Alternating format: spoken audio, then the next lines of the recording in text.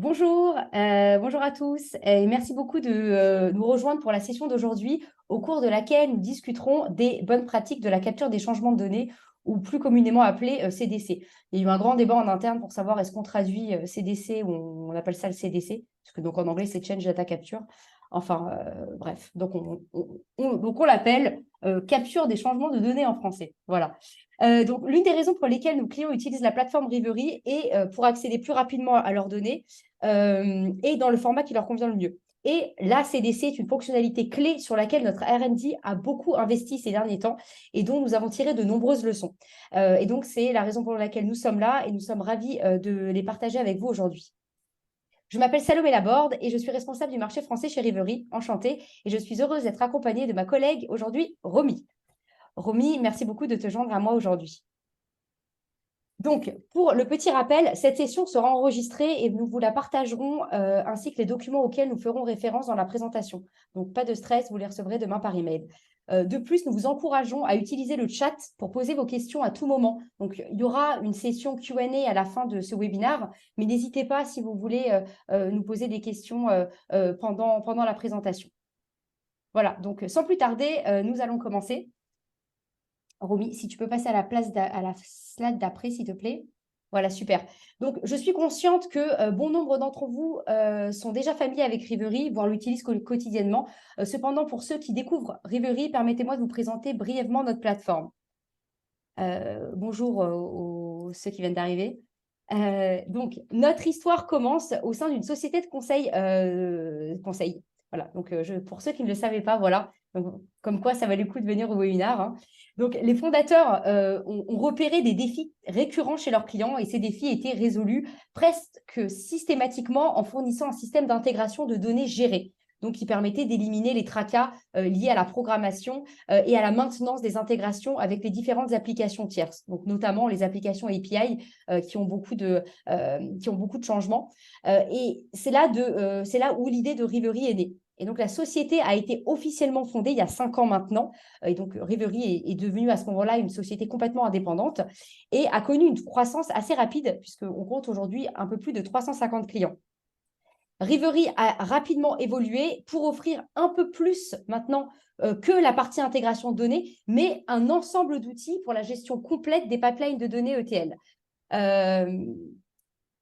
Malgré, ouais, enfin, c'est pas malgré d'ailleurs, c'est même si donc, Reverie a beaucoup grandi et a changé ces dernières années, mais pour autant a gardé son esprit, l'esprit de ses cofondateurs qui se caractérise par leur disponibilité et leur volonté partagée par tous les membres de l'équipe d'ailleurs pour résoudre au mieux les défis en matière d'intégration et de gestion de données de leurs clients. Donc maintenant, si tu peux passer à la slide d'après, Romy, s'il te plaît. Super. Donc, nous avons évolué pas mal au fil des années en passant de la gestion d'intégration de données à une gamme complète de capacités pour la gestion des pipelines de données et au-delà. Donc, comme vous pouvez le voir ici, Reverie est une plateforme de données moderne native cloud qui a comme objectif de simplifier et d'accélérer l'intégration de vos données dans le bon format, au bon endroit, au bon moment. Donc, tout commence déjà par la capacité d'ingérer les données de n'importe quelle source grâce à une expérience sans code. Reverie vous permet alors de vous connecter à n'importe quelle API ainsi qu'à votre base de données.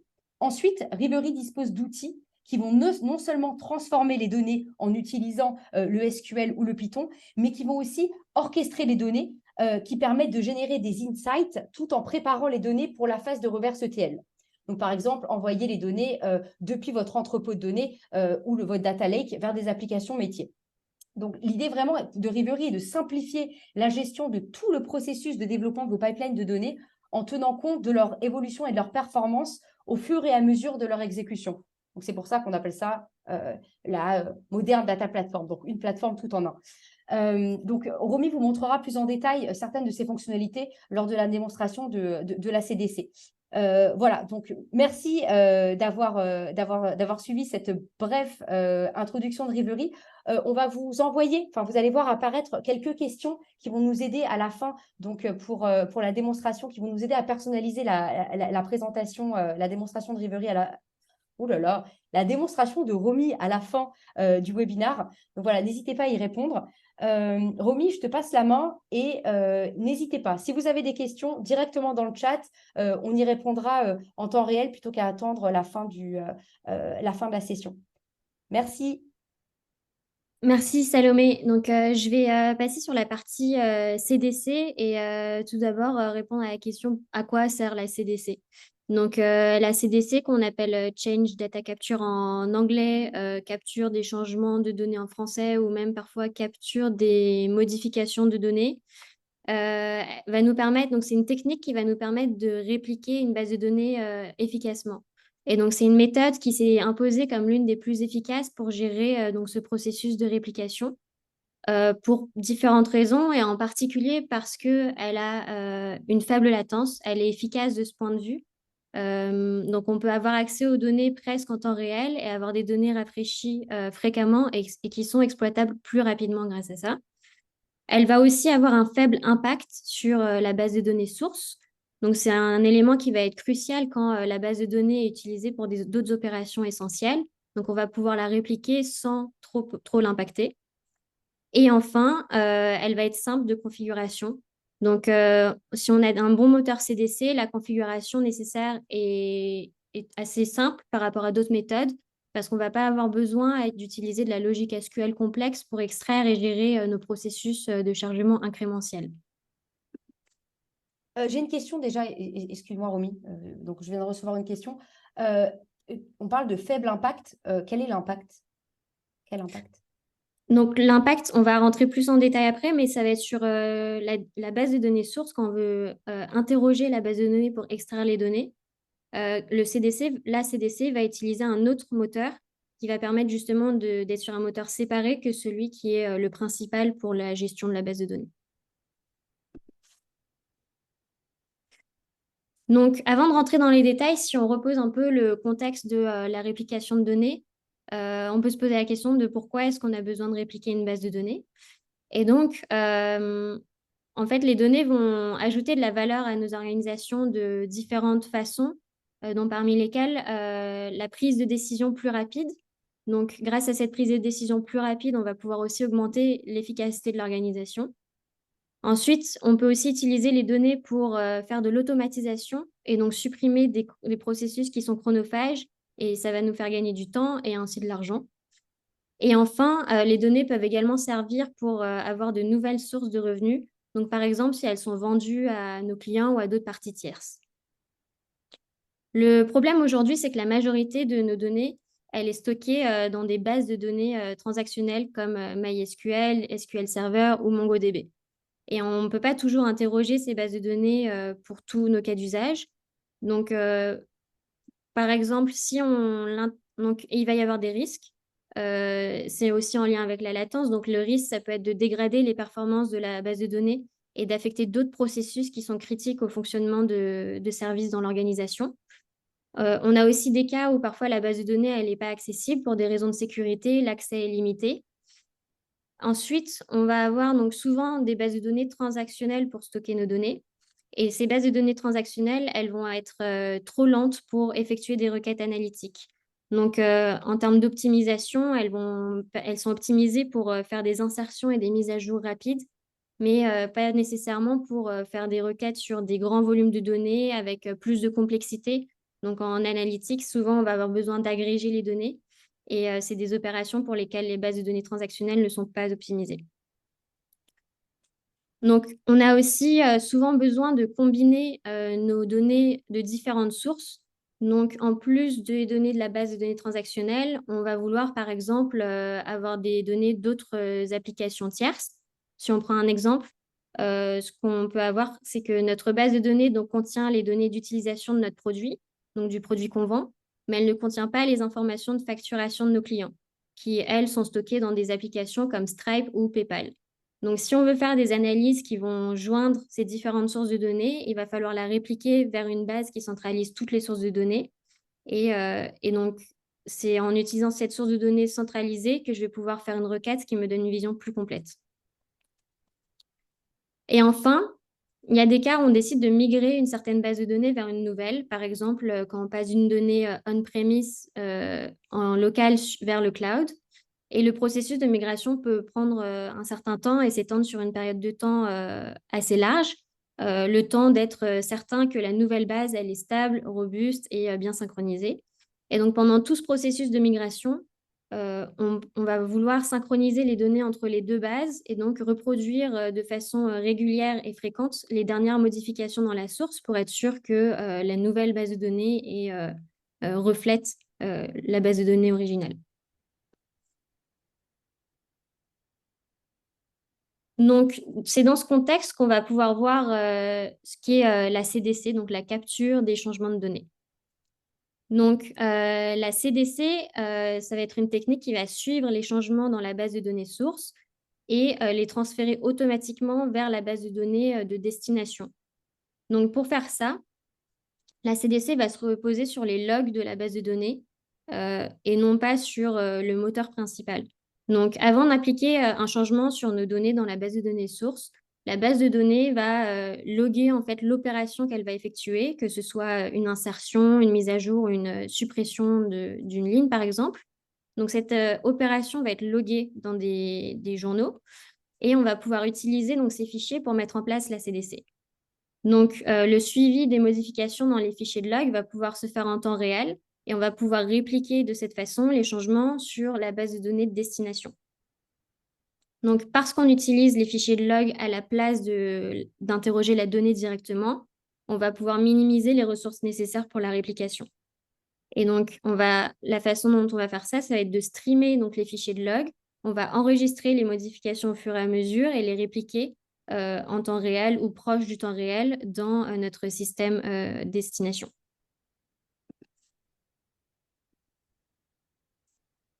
Donc, la CDC permet de répliquer la donnée, mais ce n'est pas la seule façon de le faire. Et historiquement, on utilisait plutôt des requêtes SQL standards pour pouvoir la répliquer. Donc, on va voir maintenant quand est-ce que c'est pertinent d'utiliser de la CDC plutôt que des méthodes plus traditionnelles. Donc, comme on vient de le voir, un des avantages de la CDC, c'est d'avoir un faible impact et une capacité de suivre les changements en temps réel. Donc, dans les cas où ça va être des critères importants, on va privilégier la CDC plutôt que l'extraction SQL standard. Ensuite, on a des situations où on veut également répliquer donc, des lignes qui sont supprimées, donc les suppressions.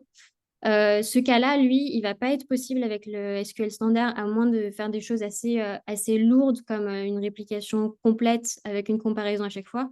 Donc, dans cette situation, on va partir sur de la CDC.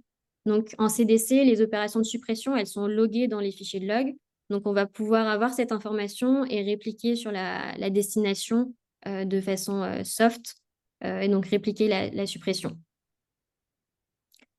Ensuite, on a des situations, on a des extractions qui sont sans clé, donc avec du SQL standard pour pouvoir mettre à jour la base de données de destination. Ça va être des opérations assez lourdes qu'on va devoir faire pour pouvoir identifier les changements. Avec la CDC, comme on suit les modifications au fur et à mesure qu'elles viennent, même s'il n'y a pas de clé primaire, on va pouvoir l'utiliser. Donc, ça va être préféré par rapport au SQL standard dans cette situation. Il y a cependant des cas où le SQL standard va être privilégié. Ça va être, par exemple, quand on veut répliquer notre base de données à un instant donné, donc un instant dans le temps. Donc, si on prend un exemple d'un fabricant de voitures qui a une usine et des équipes qui travaillent en 3-8. Donc, un exemple, c'est si on veut mesurer la quantité de voitures produites à la fin de chaque rotation pour avoir une information sur les performances. La CDC va répliquer les changements en temps réel lors de la journée. Mais si j'utilise du SQL standard, je vais pouvoir être plus précis et avoir plus de liberté sur le moment auquel je vais faire ma capture. Et donc, je vais pouvoir planifier ma réplication seulement à la fin de chaque rotation. Et donc là, ça va être un exemple de cas où le SQL standard va être privilégié par rapport au CDC. Et ensuite, un dernier cas où là où également on va préférer le SQL standard avec la CDC, c'est si on veut avoir plus de granularité sur la donnée qu'on réplique. Donc, la CDC va répliquer toutes les modifications, donc on va suivre toutes les colonnes sans condition.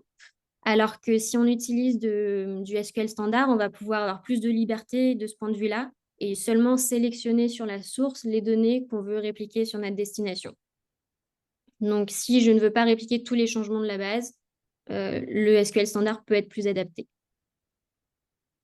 Donc, de façon générale, à moins d'être dans les deux derniers cas qu'on vient de voir, on va en général recommander la CDC plutôt que l'extraction standard pour faire de la réplication de base de données.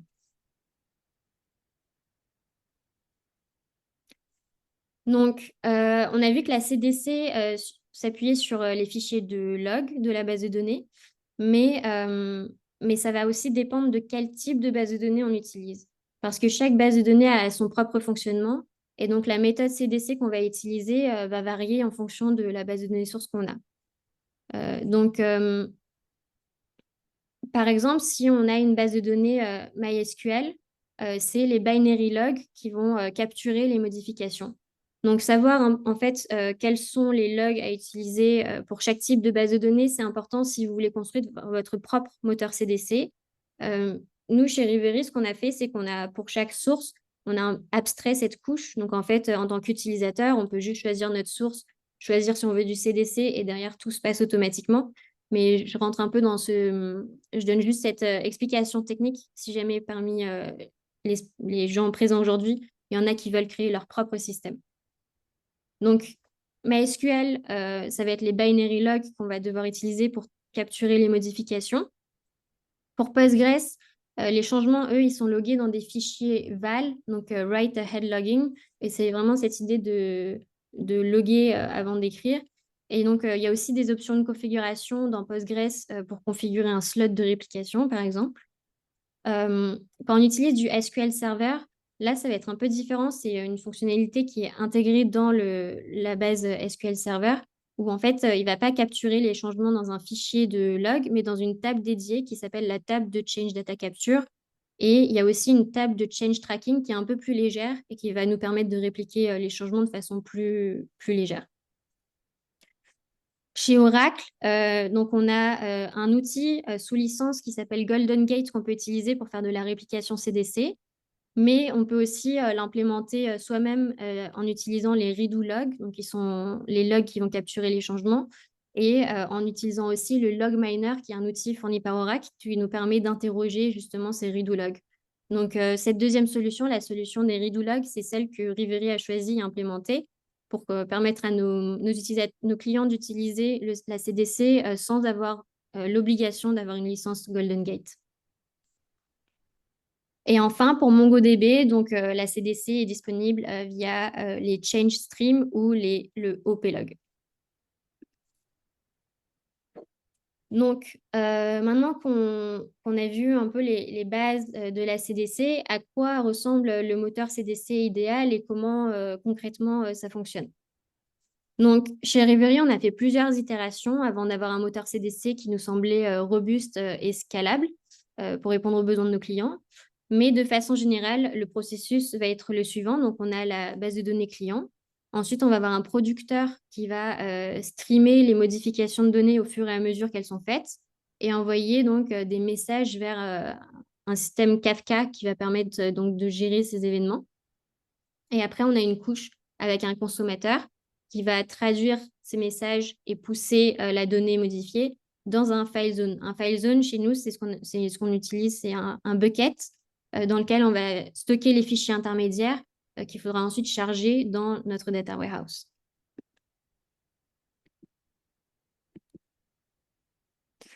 Donc, d'un point de vue utilisateur et séquence d'événements, la façon dont ça va fonctionner, c'est que la première étape, il va falloir donc activer le stream pour pouvoir streamer donc, les modifications. Donc, Rivery va mettre en place la connexion CDC avec la base de données source. Ensuite, on va donc récupérer la donnée à partir des fichiers de log. On va avoir une option également d'initier une migration. Donc, ça veut dire, donc quand on stream les fichiers de log, on va répliquer les changements au fur et à mesure qu'ils arrivent. Mais si on veut synchroniser la base de données dans son entièreté avant et ensuite streamer les logs et répliquer les changements, on va pouvoir faire ce qu'on appelle une migration, initier une migration et donc récupérer les données historiques.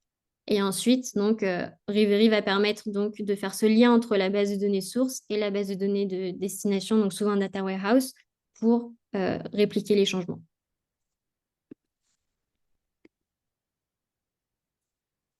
Donc, d'un point de vue un peu plus technique et précis sur le moteur CDC, donc, on a un article qui explique plus en détail les différentes itérations qu'on a faites sur notre moteur CDC, mais je vais vous faire un résumé. Vous aurez le lien disponible après via les slides et aussi par email si vous voulez plus de détails.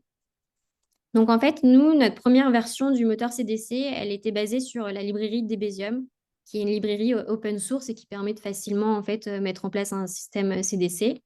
Mais ce dont on s'est rendu compte, c'est qu'il y avait certaines limites avec cette librairie et donc on a décidé de réimplémenter notre propre système CDC nous-mêmes. Donc parmi ces limites, juste pour vous en citer quelques-unes, donc elles sont détaillées plus précisément dans l'article LinkedIn. Donc il y avait donc déjà le suivi des mises à jour de la version open source. En fait, quand on utilise un outil open source, on doit vérifier s'il y a une nouvelle version, repérer les changements, les comprendre et ensuite s'assurer que ça ne va pas impacter le reste de notre produit. Donc, ce dont on s'est rendu compte, c'est que l'impact, l'effort nécessaire en fait pour maintenir une solution basée sur Debezium était plus importante que prévu. Donc, c'était aussi une des raisons pour lesquelles on s'est dit autant le faire nous-mêmes en interne. Et de façon plus importante, en fait, on a rencontré des problèmes de scalabilité et de fonctionnalité en termes de différents cas d'usage que nos clients avaient. Donc, on a remarqué qu'il y avait des délais dans la réplication avec Debezium et on s'est rendu compte que Debezium avait du mal à gérer le flux d'événements entrants et que le système de file d'attente qui était implémenté n'était pas optimal. Donc, c'est pour ça que nous, côté moteur CDC Reverie, ce qu'on a mis en place, c'est un système de file d'attente qu'on appelle flip-flop. Donc, en fait, au lieu d'avoir une file d'attente, on en a mis deux. Et donc, ça va nous permettre de s'assurer que les messages sont bien acceptés par Kafka et qu'on peut récupérer quand même les données de la source pendant que le producteur va processer les messages. Donc, en fait, l'idée, c'est que quand il y a une file d'attente qui se remplit, les données entrantes, elles vont aller dans la deuxième file d'attente au lieu de créer un embouteillage ou un backlog. Et ensuite, on va changer de file quand la première file d'attente a fini d'être traitée et qu'elle est complètement vide. Et donc, cette fonctionnalité de flip-flop, elle va avoir quand même un prérequis, c'est de savoir d'où on part, où on est et où on s'est arrêté en termes de lecture des logs et des changements répliqués pour qu'on puisse en fait aller chercher exactement les données dont on a besoin dans la base de données et éviter de faire des réplications inutiles. Donc, en fait, sur le diagramme, c'est à ça que va servir le manager. Le manager va permettre de garder justement, suivre cet état de où on en est dans la réplication. Donc, en mettant en place cette approche, on a permis d'éviter donc justement des retards de réplication, mais ça nous a également permis de réduire les délais. Donc, on est passé de 2-3 minutes qu'on avait avec Debezium à environ 10 secondes. Donc, c'était aussi un grand gain. Donc, ça nous a permis d'avoir une solution plus scalable. Ensuite, il y avait d'autres petits problèmes qui ont aussi été résolus en implémentant notre propre moteur CDC. Et si vous voulez implémenter le vôtre, c'est des choses qu'il faudra garder en tête en termes de fonctionnalités requises. Donc, par exemple, il faut mettre en place une connexion sécurisée vers la base de données quand elle est on-premise chez nos clients. Il va falloir sécuriser les flux. Et donc, ce n'était pas une fonctionnalité qui était disponible de base dans Debezium. Donc, nous, ce qu'on a mis en place, c'est différentes options de connexion. Donc, on peut se connecter soit par un tunnel SSH, on a des options aussi de SSL qu'on peut activer et on peut aussi mettre en place un tunnel VPN pour sécuriser le flux. Ensuite, il y a la question de scalabilité en fonction du nombre de sources. Nos clients, ils ont souvent différents types de bases de données et donc les pipelines vont pouvoir scaler grâce à notre solution avec le nombre de sources et donc on va ne plus avoir de limites. Ensuite, dans la plateforme Reverie, on va pouvoir centraliser la gestion en fait de nos pipelines. Donc, ça va réduire la complexité. Et comme ça, si on a différentes bases de données à répliquer, tout est au même endroit et on peut suivre comment se passent nos réplications. Et le dernier point, c'est les messages d'erreur. Donc, c'était un souci aussi lié avec la librairie d'Ebesium, mais avec notre propre solution, on a pu mettre en place des messages d'erreur plus clairs et des meilleures options de récupération si jamais on veut recommencer la synchronisation des logs à partir d'un autre point. C'est quelque chose que je vais vous montrer aussi pendant la démo.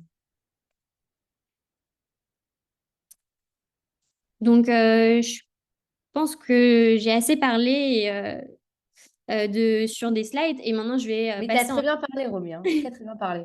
et je Merci. vais vous montrer sur la plateforme directement comment en fait on met en place une pipeline CDC. Alors, je vais juste arrêter de partager pour vous partager la plateforme Rivery.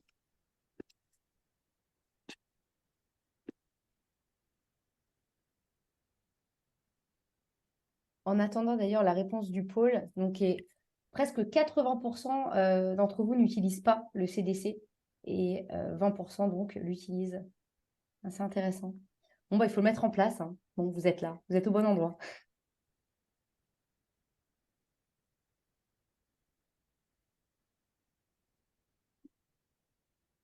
Alors, est-ce que vous voyez bien Bon, donc la plateforme? OK.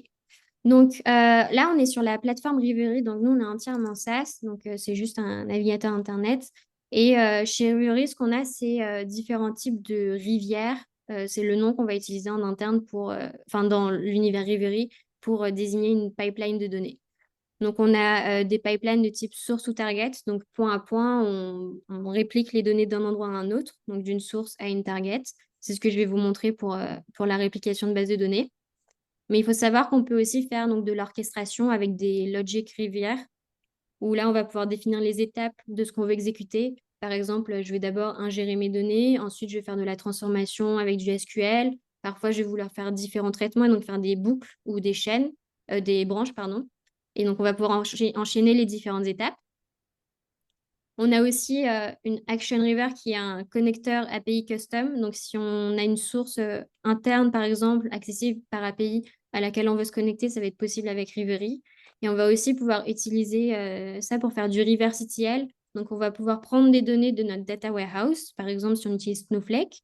Et ensuite, on va pouvoir mettre à jour notre CRM. Donc, on va pouvoir prendre des données enrichies et les repousser vers nos applications métiers comme Salesforce. Et enfin, on a des kits qui sont des templates. Mais donc, je vais vous montrer sur la partie source to target comment on met en place une pipeline CDC. Donc ici, on voit les différents connecteurs qu'on a nativement chez Rivery. Et donc, si je descends, je vais pouvoir voir donc, la partie plus database. Et donc, on a donc comme data sources de bases de données qui sont très populaires. On a donc SQL Server, MySQL, Oracle, Postgres, MongoDB pour lesquels on a du CDC. Donc aujourd'hui, je vais vous montrer le MySQL, mais rapidement aussi un peu les différentes configurations pour les autres bases de données. je viens Donc, d'envoyer d'ailleurs un petit pôle, excuse-moi Romy, je viens d'envoyer un petit pôle pour savoir effectivement de quelle base de données vous utilisez ou de quelle base de données vous souhaitez répliquer vos données. Voilà, merci. donc, avec MySQL, donc on va passer sur ces différents onglets pour configurer notre pipeline. Et la première étape, c'est de configurer la source. Donc, je vais pouvoir sélectionner ma connexion ou si j'ai besoin d'en créer une, donc je vais pouvoir ici configurer les différents paramètres credentials dont j'ai besoin, donc l'hôte, la base de données, le username, mot de passe. Ici, si j'utilise un tunnel SSH, je peux l'activer et très facilement le mettre en place. On a aussi donc les options SSL dont on parlait précédemment et les instructions avec notre documentation sur la droite pour tout ce qui est prérequis. Donc là, je vais choisir multi-table juste pour répliquer une table. On peut aussi, si on fait l'extraction standard, utiliser une custom query qui est comme une vue. Et je vais choisir CDC pour le mode d'extraction. Donc on a un petit encart qui nous explique comment est-ce que ça fonctionne. Donc on est basé sur les binary logs ici pour faire cette réplication. Je vais juste donner un nom à ma rivière.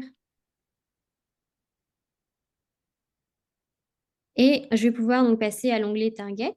Donc ici, c'est toutes les destinations qu'on a chez Rivery, auxquelles on peut s'intégrer. Donc on a comme principal BigQuery, Snowflake, Databricks. On a même Postgres en destination. On peut aussi envoyer les données vers un bucket cloud si nécessaire. Donc là, aujourd'hui, pour la démo, je vais vous montrer avec Snowflake. Donc, on a déjà la connexion qui s'est pré-remplie, mais le principe est le même. Si je veux en ajouter une, très facilement, juste je rentre donc, le username, password, le rôle, le numéro du compte. Ce qu'on a comme option ici, et ça c'est assez important d'un point de vue gouvernance et sécurité, c'est qu'on a la possibilité de définir notre propre bucket, enfin le propre bucket cloud du client comme custom file zone. Donc par défaut, quand on extrait la donnée, on va devoir la stocker temporairement dans un environnement de staging et ensuite la charger dans le data warehouse pour des questions de performance. Et donc par défaut, on utilise un bucket Reverie, mais on peut l'activer si on veut être sûr que nos données sont toujours enregistrées dans notre environnement et juste configurer dans quel bucket ou blob storage on veut pousser ces données intermédiaires. Donc ici, je vais choisir la base de données dans laquelle je veux donc entrer mes données, le schéma. Je vais donner un préfixe aussi. Je vais l'appeler démo remis underscore. Et donc ici, on a donc différents modes de chargement. On peut faire du upsert merge pour mettre à jour la donnée, ou on a append only si on veut juste ajouter les nouvelles lignes à la fin de la table. On va utiliser le upsert merge et je vais garder cette option qui est include CDC snapshot table, c'est ajouter donc des tables de snapshot de CDC. Je vais vous montrer à quoi ça ressemble. Ensuite, dans le schéma, je vais pouvoir choisir donc les tables que je veux répliquer. Donc, ça va être dans remis test. Et je vais prendre la table Viking. Je vais vous montrer sa structure. Donc, c'est une table de démo avec donc des ID pour les Vikings, leur nom, âge. Voilà. Hop. Et je vais sauvegarder. Alors,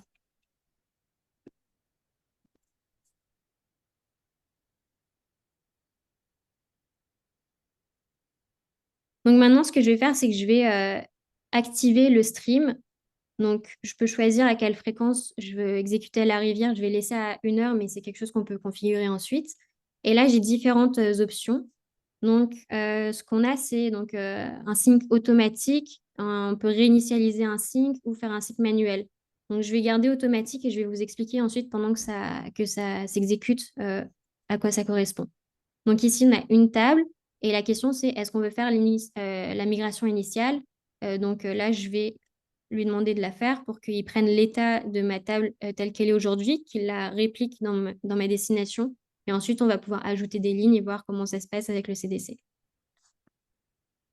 Donc là, ce que Rivery fait, c'est qu'il met en place ce système de streaming des logs. Donc, pour pouvoir le faire, donc, il est en train de valider si la connexion fonctionne bien, si la target également, si tout est bien configuré. Et pendant que ça charge, je vais vous parler de donc, cet encart qu'on a vu sur le sync. Donc, on a différents types de synchronisation qui sont possibles. Par défaut, ça va être automatique, donc ça va être à partir du dernier run. On va streamer les logs à partir de là. Il y a des cas où on va vouloir peut-être réinitialiser. Donc, Rivery va enregistrer en fait où on s'est arrêté dans la synchronisation, dans la réplication. Et donc, il y a des cas où on va vouloir resynchroniser tout ça avec la base de données source. Donc, on peut réinitialiser le sync si on veut. Et aussi, une autre option qu'on a, c'est de choisir manuellement à partir d'où on veut répliquer les données. Et donc là, on peut juste indiquer à Rivery exactement à partir de quel log on veut redémarrer la synchronisation. Et Rivery va juste reprendre à partir de cet endroit et répliquer ces changements. Donc, tout est détaillé ensuite là-dessous avec plus de détails donc sur le synchronisation automatique, la réinitialisation et le manuel.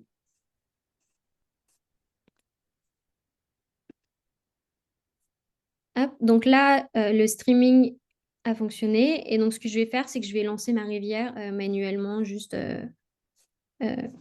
pour l'exécuter.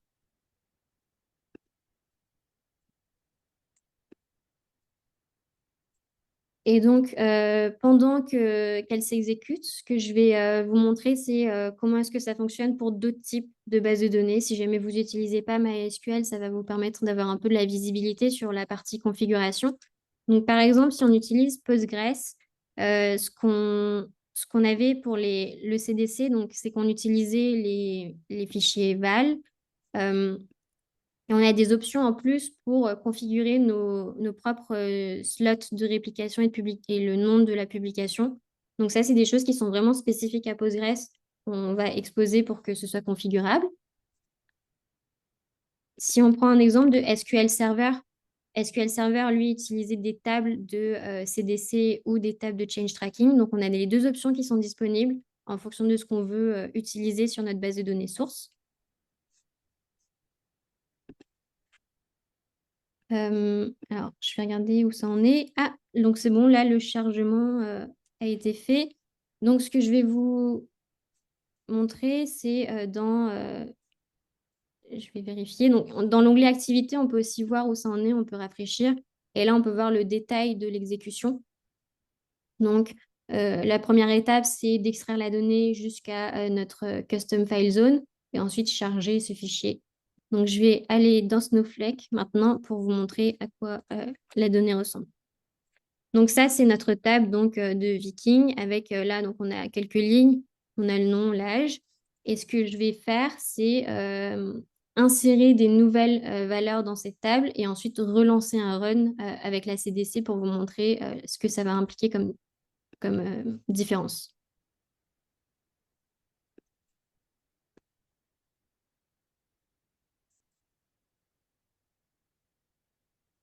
Donc, je vais relancer la rivière.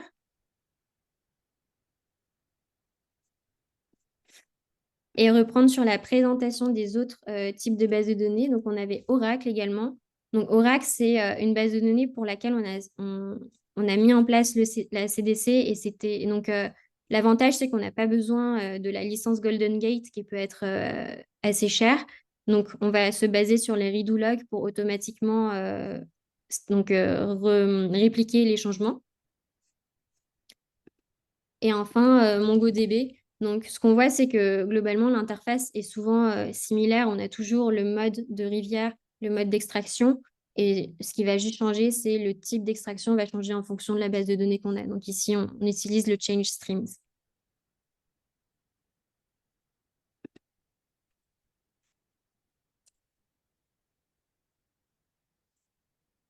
Donc ici, on voit notre rivière qui est en train de s'exécuter. Je vais attendre encore un petit peu le temps que le chargement se finisse. Donc l'extraction a été faite. Ici, on voit qu'on part des logs binaires vers S3, alors que dans le premier run qui lui en fait était en SQL standard, on part directement de MySQL vers S3. Donc ça va être ça aussi la différence avec la CDC. Et donc là, le chargement est en train de se faire côté Snowflake.